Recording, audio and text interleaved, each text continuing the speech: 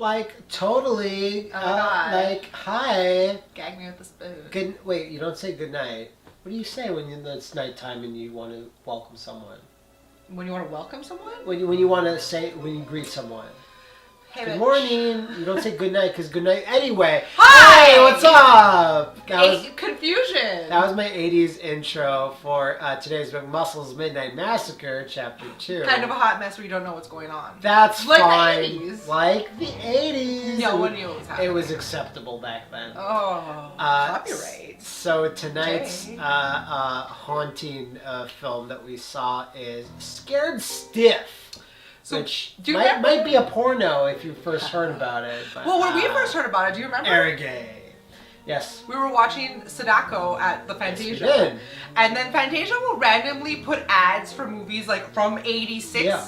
as if they're the new hot shit. And they're like, here's a trailer for this movie. And I couldn't tell if it was a movie pretending to be in the 80s or an actual 80s movie. No, I could tell. I was just like, I have an eagle eye for that. Okay. One thing though is I barely described it as a trailer. It was more like a sizzle reel. Yeah, kind of. Here's the last couple of really creepy, crazy, like 80s tacular things that happened.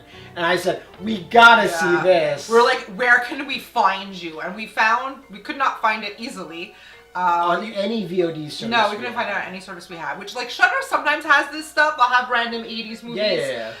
It was not there, unfortunately. Maybe we'll eventually, but we ended up buying it off of YouTube, right? Yeah, it's an official movie you can buy on YouTube. It was like $3. Yeah. God. Scared Stiff, I was just like, oh, this is going to be like Reanimator. It's going to be like Night of the Living Dead. Well, I mean, nothing's like that. But, no, but you know.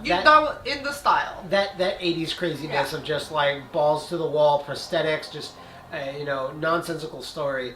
So, what is this called again? Scared Stiff. Scared Stiff. Damn. Scared Stiff. Have you been doing 80s drugs? It's not a very memorable title, honestly. And it kind of doesn't have to do with like the morgue or the plot line of like slaves. It's just a very random title. Speaking of which, when you start off this 80s tacular movie called Scared Stiff, the first thing you're presented with is like roots. Yeah. And you're just like, oh, okay, that's kind of weird, but Côte d'Ivoire? Is it the Ivory Coast they were saying? Yeah, the Ivory Coast, exactly. The slaves were taken from, well, the humans that they enslaved. Do you want to say who wrote this? Can I keep it as a spoiler? So, the screenplay was worked on by several people, but principal among them is Mark Frost of Twin Peaks fame. Yeah. Which was incredible to me. I was like, no, there can't be another Mark Frost. But this predates Twin Peaks by like a few years. 87, Because I remember he took like the second season off to write other stuff, but I thought no, that was already in 89, I think. Yeah. 90. So I was like, oh shit, we're in for a treat here, and not to say that we weren't for in a treat, but. If you're looking for like a Twin Peaky thing, it's not exactly there. It has a storyline. Like there is a story. It's a possession movie basically. It's a haunting possession movie, but it has roots in 100 years to the nose. 100 years pre, like 1887 is where we first see. Yeah, that there's this. Okay. Oh, he's a horrible man, slave owner who like. Gets cursed. Yeah, this big rich asshole, George Masterson. Which is a fucking asshole name. Yeah. Ken Masters. Yeah, disgusting. But like, he doesn't start off, but he actually becomes evil because of the curse. It's actually unclear. He has a wife and a kid. Okay, so a family moves in, and I forget the guy's actual name. It's not George Masterson. That's the original guy. No, that's the original guy. I'm talking about the original guy. Like, the original curse happens. This guy, he had a wife and a kid. Yeah, but what was his name? Who is he? He's Dr. Bonehead. I don't know. Her name is Kate. Dr. Boner. So, Dr. Boner. So, this is kind of icky, too. So, you start off where this guy, Dr. Boner, is moving into the house, right? The house that was previously owned by George Masterson, the fucking whatever. Slave master. Slave master asshole.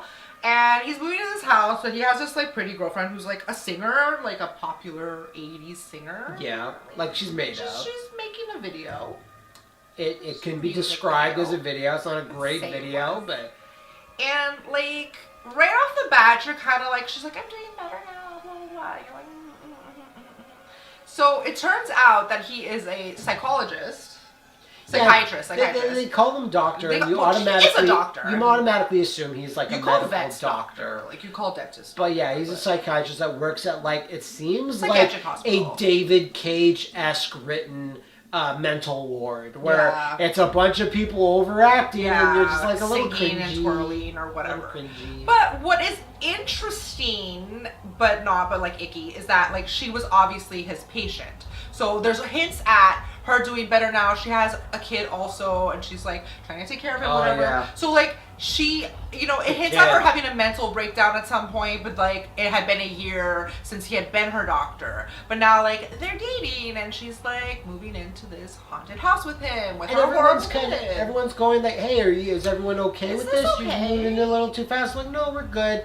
And at first the guy seems like all right. You're like, okay, sure. Yeah. What seems less all right is the child that is introduced in the movie. I forget his name. I know, it doesn't Joey Jojo Jr. Shabadoo. And as they live in this house, there's a lot of pigeons just hanging around. There's pigeons in the attic. As they're moving in, friendly painter Bob goes, "Yeah, you got some pigeons." Yeah, he has nightmares of the pigeons. He wakes up in cold sweats because of the pigeons. And it's funny because the pigeons, I think, are the ancestors of the pigeons that were in this house 100 years ago.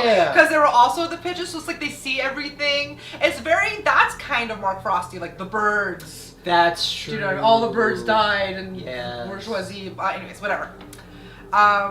So I'd say slowly over the course of the movie, weird things happen. Very slowly. Yeah. But it seems like maybe this guy's starting to fly off the handle, like for no reason, really.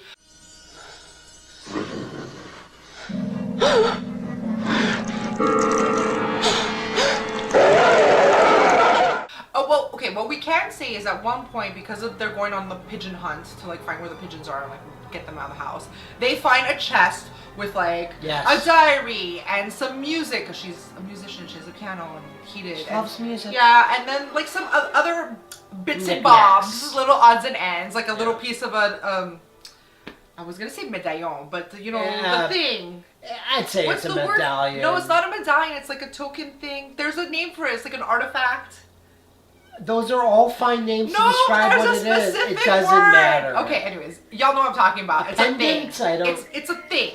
It's like a round face thing. Anyways, it's a piece of it. So they start becoming obsessed with it, both of them independently. Yes. Okay, sort of. And they bring it to an investigator, like a detective, and they're like, "What the fuck is this?" Well, that's because they find the bones.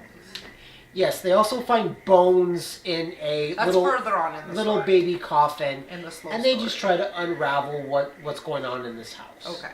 Well, I think we want to say like one of the things you liked particularly was one of the first like sort of jump scares. Because the movie's a little bit slow, and then you're just kind of like, you're just kind of like, okay, nothing's really going on. Then all of a sudden, like a really violent act happens, like a murder basically, and I was like, oh shit! Yeah. And it took me by surprise, because normally you can kind of tell. In a dream sequence, though. You can kind of tell when dream sequences are coming. You're like, this is so crazy. Yeah, we didn't realize it was a dream sequence at all. Which is hard to do, especially in the 80s. It caught us off guard. Especially in the unsubtle 80s. Yeah. And I'm just like, wow, okay, that was cool. That almost made me think like, wait, is this not what I thought it was? This is more psychological horror, almost. Kind of. At first. So I really enjoyed that scene. I think we both enjoyed the main actress. Yeah, I liked her face because there's a lot of like this at the end. Like over and over. She has a really good horror. The camera zooms in on it. There with her like her little fro there, 80s hair, and she just has this like horrified, shocked expression. She does really well. That's what I liked about her too. Plays her like husband to be, because they're not even married yet. No, it's her boyfriend. He plays a good asshole when he has to be an asshole. Like he switches. Yeah, and what I thought was interesting, because they both start becoming obsessed with these artifacts and these things, and like again, being haunted.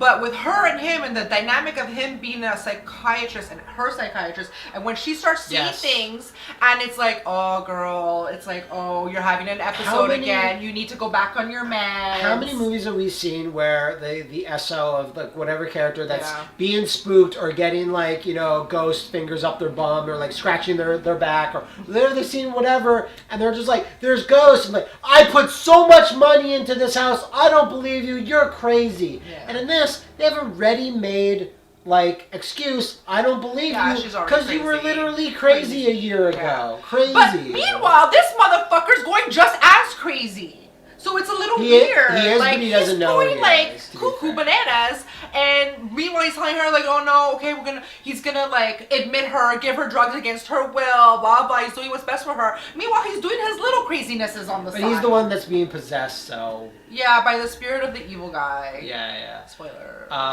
So it all culminates in this big spectacular 15 minutes of 80s. Like, yeah, they went hard. In the ending, they went hard. They broke out all the stops for the practical effects. Yeah, just ghosts. Every effect you could think that they could afford. Oh, yeah. They afforded. Oh, remember some stuff with the computer? Oh, my God! Yes! Well, let's before let's talk about that. There's some computer imagery that's used. So remember, this is 86, 87? 87. Yeah, and it's about what you'd expect. Yeah, it's good though.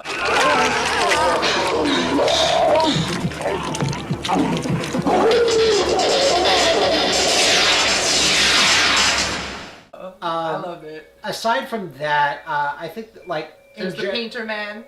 There's the painter man. I think that's okay. That's a negative and a positive. Where the painter character we mentioned before, he gets a fate handed to himself, and you're just like, when are people gonna know that this happened to this painter? Everyone's like, I guess he's coming back. His tools are here. It goes farther and farther where you're just like, is anyone gonna figure out that guy is like this happened to him?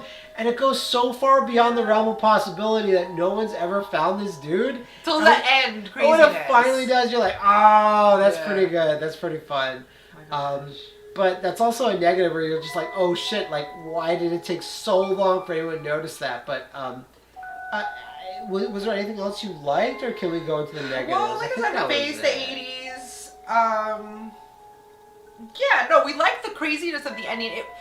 It was a like and a dislike, I guess, because it was kind of a little bit more in depth and slow paced, but then it was like a big free for all shit show at the end, like all in your face last 15 at the minutes. End. Like bam, bam, bam, bam, bam.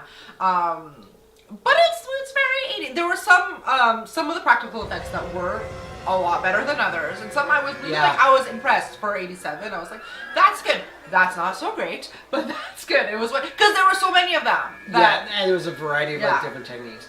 What I didn't like, and I've been wanting to talk about it, the fucking child actor. So I feel that is the primary dislike on so many of these, that we just seem like we hate children.